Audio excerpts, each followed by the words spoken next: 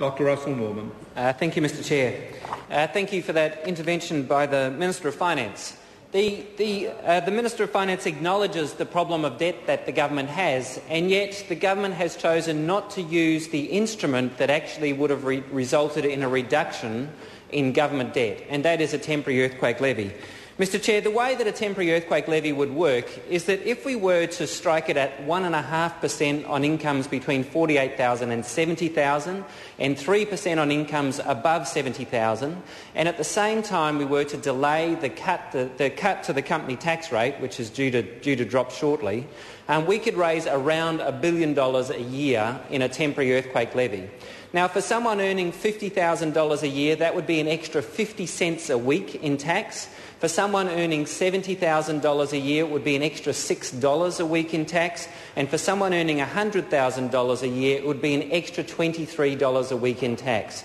Now, an extra $6 a week in tax in order to rebuild Christchurch without going into debt is a very, very important way for us to do the rebuild without going into debt. An extra $6 a week for someone on $70,000 is 1.5 cups of coffee, literally. 1.5 cups of coffee is what most New Zealanders would be willing to contribute if it meant that we could rebuild Christchurch without going into serious debt. Because if we go into serious debt, just on the $5 billion, the cost of servicing a $5 billion debt is $250 million a year. So what the government members over there are saying is that they want to rack up $5 billion in debt, which will cost the taxpayers of New Zealand $250 million a year to service the debt. And then on top of that, as the Minister of Finance has pointed out repeatedly, you will drive up interest rates right across the economy because the government's going into further debt. So every person in New Zealand who has a home mortgage will pay a higher mortgage, a higher interest rate, because those government members don't have the common sense to actually have a temporary earthquake levy so that we don't have to go savagely into debt in order to pay for the rebuild.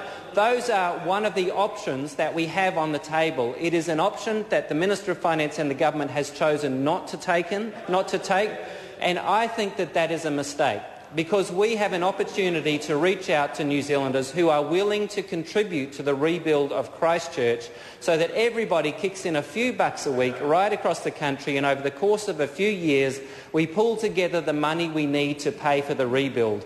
The alternative is that we go seriously into debt, which adds to the interest payments of the government, which also puts upward pressure on interest rates for all mortgage holders right across the country.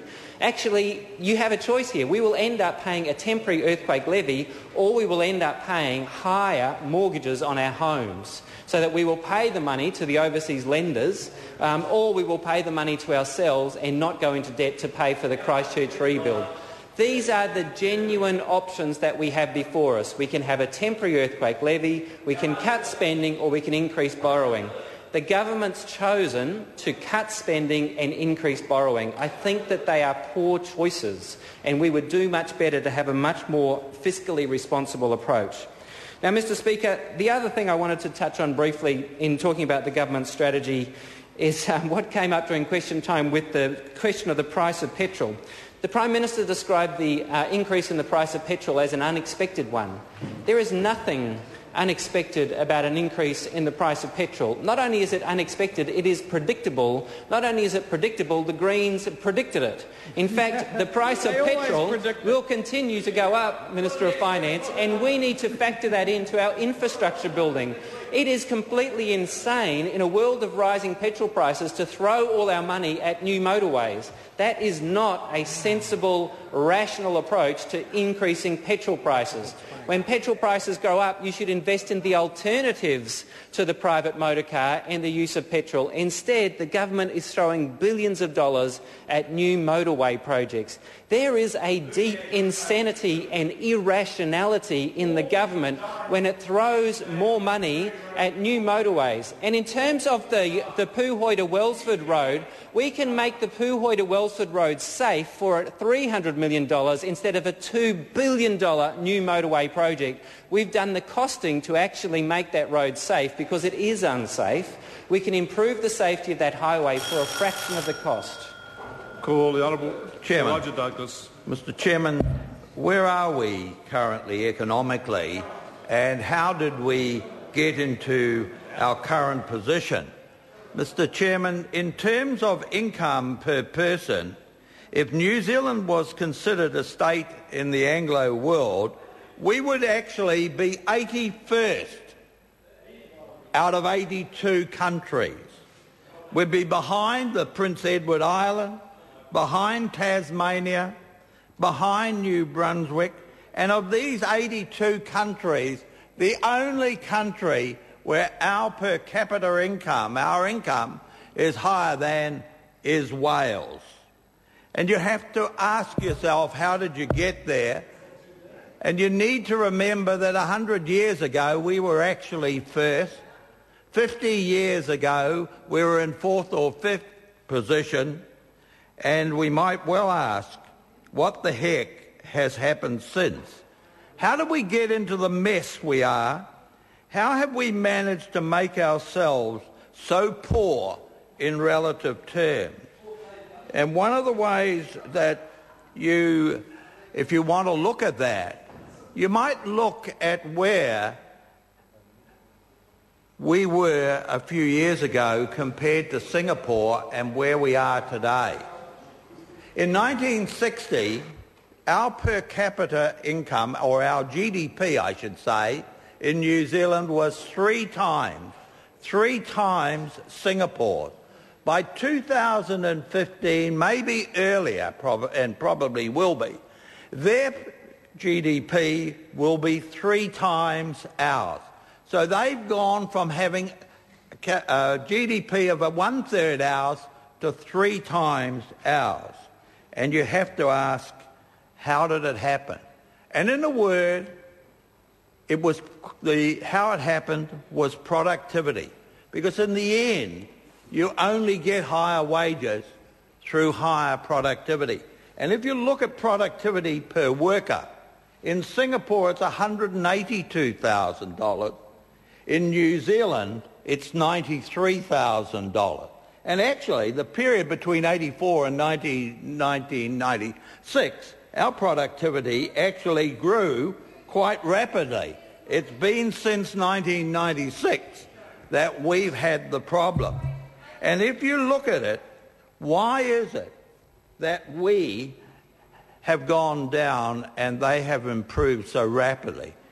In a word, I guess it's about policy.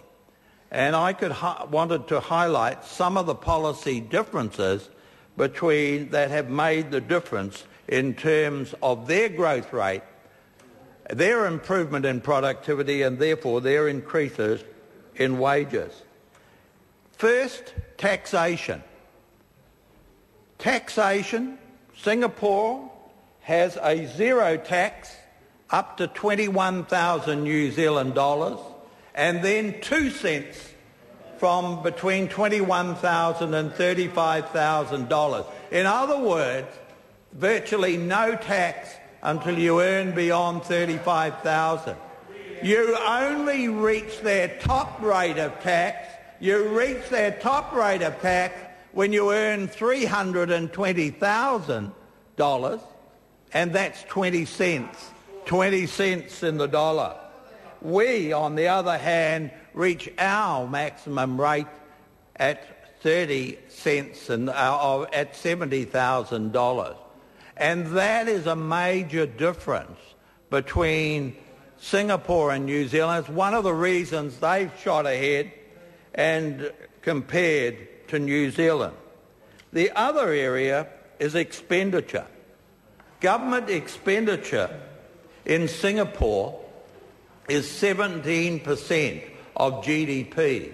New Zealand, by various measures, it can be as high as 50%, one answer that the Minister gave in New Zealand, but I think it's probably more around, the figure I would use is around 42 or 43%. And the thing that has killed New Zealand more than anything else is the wild or massive increase in expenditure that took place in this country after 1996, and more particularly from 2000 on. And if one looks at the amount of government spending per person... Mr Chairman? Call Sir Roger Douglas. Mr Chairman, if you look at government spending per person, you'll see quite a big increase between 1970 and 1984. It actually went down per person in real terms between 1984 and 1996. But then there was an absolute massive increase in government spending from 1996 to 2009. And I think this was an article I did, how the Labor government robbed you blind. And they sure as heck did. They increased, they transferred, they were responsible for a massive transfer of around 25 to 30 billion from the private sector to the public sector. The increase in government expenditure that took place during that period of 12 years, was $7,567 per person, gone down by $320 in the 12 years before, and it went up by $7,500 per person. So we saw, essentially under a Labor government, an increase in taxation or an increase in expenditure of $30,000 for a family of four. And you might well ask,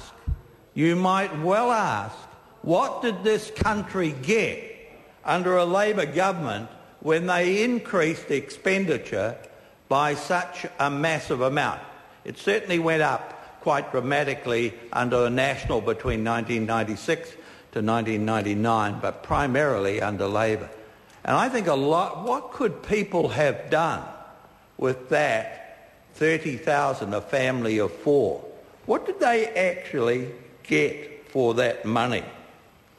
Most taxpayers are not really sure what they got for that increased size of government. But it's not only in those areas. Certainly tax policy and expenditure are important, but also in areas such as health and education. Their productivity is has hugely increased. In Singapore, the government only spends 3% of GDP on health. The private sector has a huge or a much larger role. In New Zealand, we're looking at being 10%.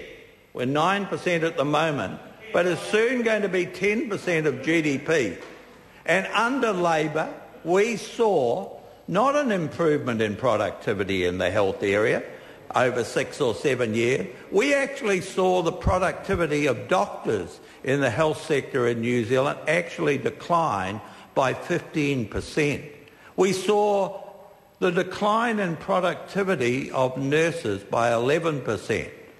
Overall, the decline in productivity in the health sector, I think, was 8%. You might ask, how can doctors be 15, nurses 11, and yet overall we only have a decline of 8%? The answer was there were actually improvements in productivity in those areas that were largely covered by the private sector in the health in the public hospitals in New Zealand.